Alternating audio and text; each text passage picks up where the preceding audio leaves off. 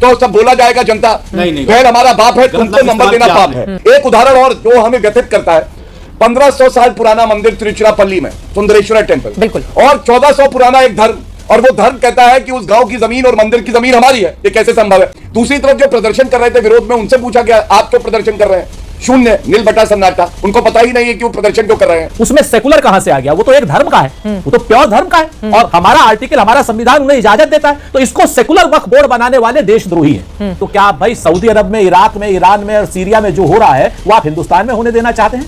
क्या आप चाहते हैं बशर अल असद की तरीके से नरेंद्र मोदी जी भी रूस चले जाएं? कि अपने कब्रिस्तान के लिए दी है, अपने शमशान के लिए दी है, अपने मस्जिदों के लिए दी है, अपनी इबादत गाहों के लिए दी है, अपने मदरसों के लिए दी है। 2000 से ज्यादा सरकारी स्कूल है उसमें, 50,000 से ज्यादा दरगाहें हैं उसमें, तो उस वहां से एएसआई के तमाम मॉन्यूमेंट्स हैं उसमें। तो आप मुझे बताइए उनसे कौन सी आमदनी हो रही है?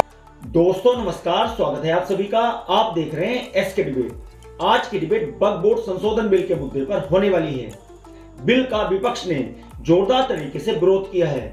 विरोध के बावजूद कल देर रात ये बिल लोकसभा से पास हो चुका है।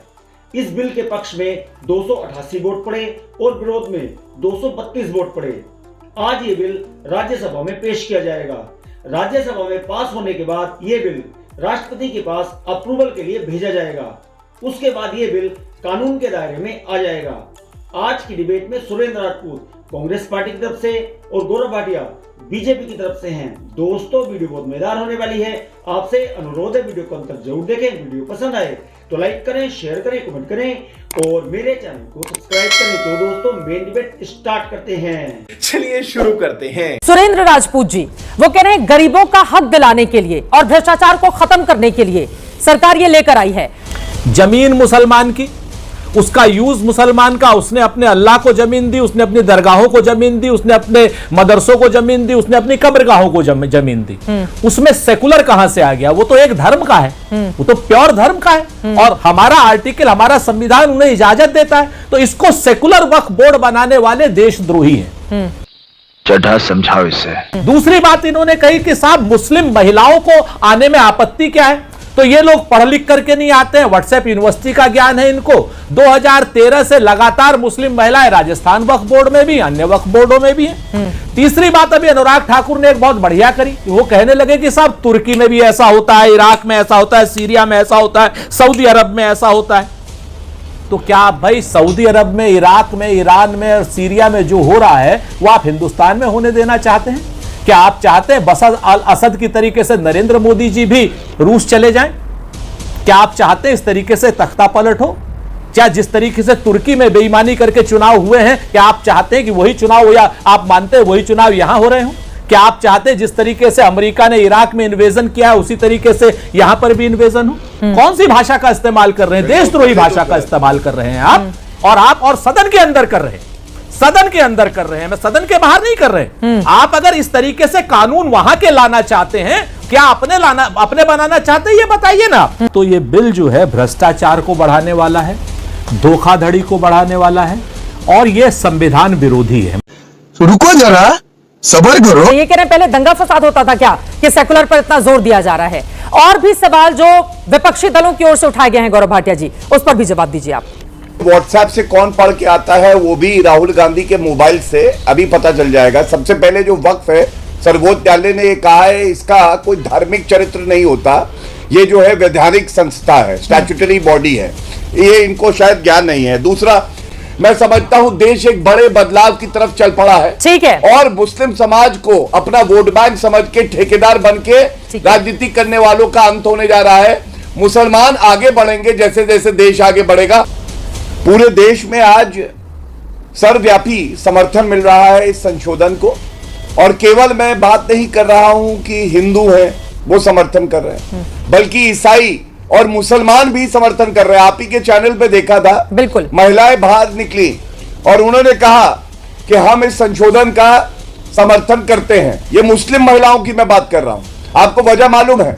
क्योंकि आज ये जो बदलाव आ रहा है इसमें महिला सशक्तिकरण और महिलाओं की भागीदारी, खासकर मुस्लिम महिलाओं की भागीदारी बढ़ेगी। तीसरी बड़ी बात, चैनल पे ही देखा मैंने आज, जो लोग समर्थन कर रहे थे उनसे सवाल पूछे चैनल ने। उन्होंने कहा कि क्यों आप समर्थन कर रहे हैं?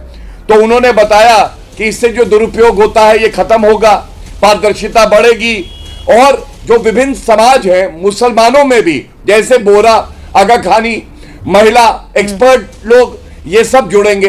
दूसरी तरफ जो प्रदर्शन कर रहे थे विरोध में, उनसे पूछा गया आप क्यों प्रदर्शन कर रहे हैं?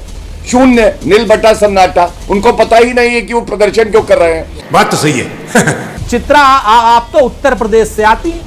लखनऊ में पिछले 24 साल से जफर फारूकी नाम का एक अध्यक्ष बना है सुन्नी सेंट्रल वक्फ बोर्ड का। पिछले, और इसके खिलाफ भाजपा ने तमाम प्रदर्शन किए थे जब इनकी सरकार थी। इसको हटाओ, ये इतना गंदा आदमी है, इतना ऐसा है, इतना नीच है, इतना बेईमान है। 1000 से ज्यादा मुकदमे लोग बताते थे भाजपा वाले। पिछले 8 साल से भाजपा की सरकार है और पिछले 24 साल से वही जफर फारूकी, वही जो सो कॉल्ड बेईमान जफर फारूकी है, जिसको भाजपा बेईमान कहते नहीं। ठीक है, ठीक है, वो जफर ठीक है। फारूकी गौरव जी जवाब देंगे, लेकिन जल्दी से एक लाइन में आपको बता दूं, आप जो ये बोल रहे थे कि इसको सेकुलर बनाने की जरूरत क्यों है, तो इस पर रिजिजू की ओर से जो सदन के भीतर कहा गया है वो ये कि कोई भी भारतीय वक्फ क्रिएट कर सकता है, इस तरह की व्यवस्था की, इसी वजह से इसको रिवाइव किया गया है। और अब जो कम से कम 5 साल इस्लाम धर्म को मानता है वही इसको दान कर सकेगा अपनी कोई भी जमीन। इस बात का भी जिक्र किया गया है रिजिजू साहब की ओर से सदन के भीतर। तो इस बारे में भी आपको गौर फरमाना होगा सुरेंद्र राजपूत जी।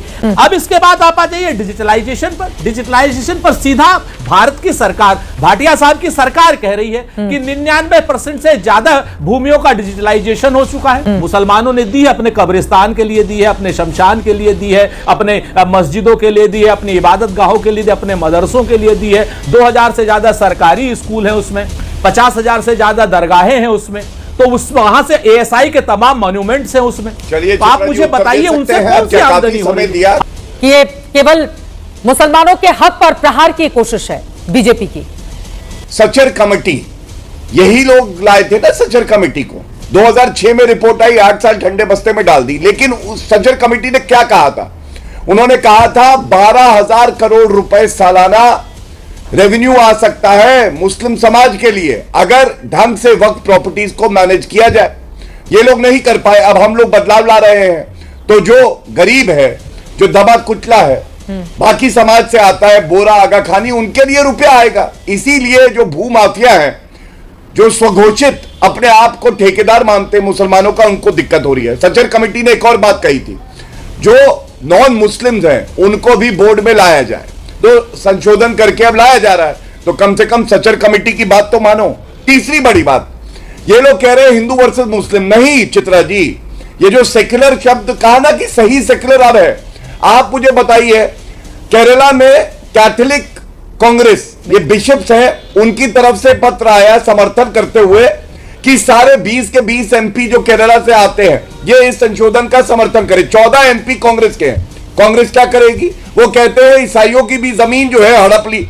एक उदाहरण और जो हमें व्यथित करता है, 1500 साल पुराना मंदिर तिरुचिरापल्ली में, सुंदरेश्वर टेम्पल, बिल्कुल, और 1400 पुराना एक धर्म, और वो धर्म कहता है कि उस गांव की जमीन और मंदिर की जमीन हमारी है। ये कैसे संभव है? अब समाजवादी पार्टी पे आते हैं। अखिलेश यादव जी को आज मैंने सुना, विचित्र भाषण दिया उन्होंने, डीमोनेटाइजेशन, चाइना, कुंभ, भाजपा का अध्यक्ष, ये सब बताया। लेकिन वक्फ by user, retrospective, prospective, inclusion of Bohra, Aga Khani, इस पे नहीं बोले। तो यही कह सकता हूं, कहा जाता है ना गाय हमारी माता है, लेकिन इनके लिए गाय नहीं कह सकता, इनको तो दुर्गंध आती है। इनके लिए कहा जाएगा कुरान ही हमारी माता है, आगे कुछ नहीं आता है। गजब बेइज्जती है। तो सब बोला जाएगा जनता, नहीं बैल हमारा बाप है, तुमको नंबर देना पाप है। तीसरी बड़ी बात, इन्होंने कहा महिलाओं को, इनको पता नहीं है। अरे महिलाओं को जो वक्फ प्रॉपर्टी से कमाई होगी उसका हिस्सा बराबर मिलेगा, ये संशोधन में डाला गया, ये पुराने कानून में नहीं था।